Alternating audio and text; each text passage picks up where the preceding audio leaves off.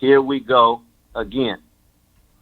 In light of that, Dr. West, when people say, well, look, we have Biden, we have Trump, it becomes harder and harder for me to even consider Joe Biden as being a better solution when you look at him, and then he's trying to pull Bernie supporters into the fold, but he's not giving us anything to embrace in his candidacy, in his campaign, as you just pointed out, putting these Wall Street birds, the ones who raped us in 2008, 9, and 7, back on the team.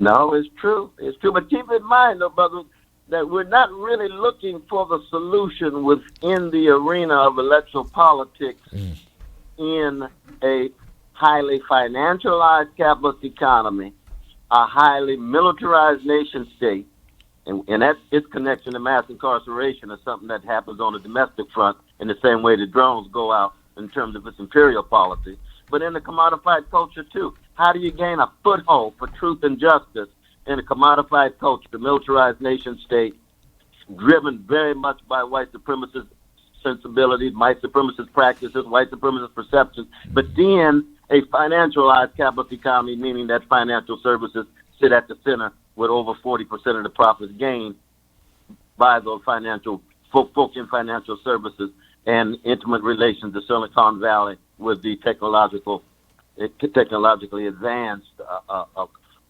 monopolies and oligopolies that we know, Microsoft and the Google and Facebook and what have you, so that Biden would never come near solution. I mean, my wrestling with this issue has to do with we've got to be part of an anti-fascist coalition.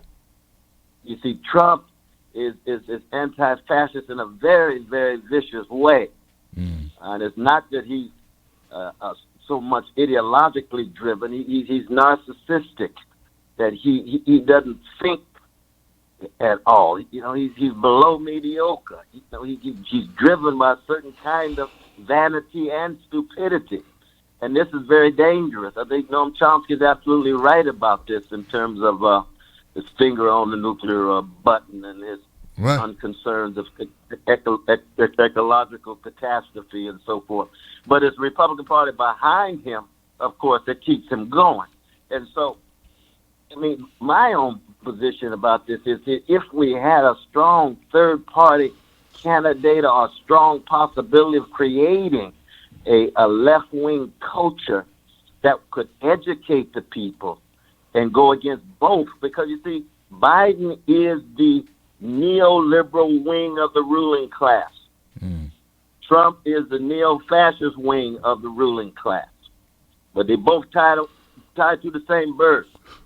And so Biden is not a comrade. He's not a friend of poor people. He's not a friend of working people. He's the architect of the largest prison system in the history of the whole world, the history of the modern world.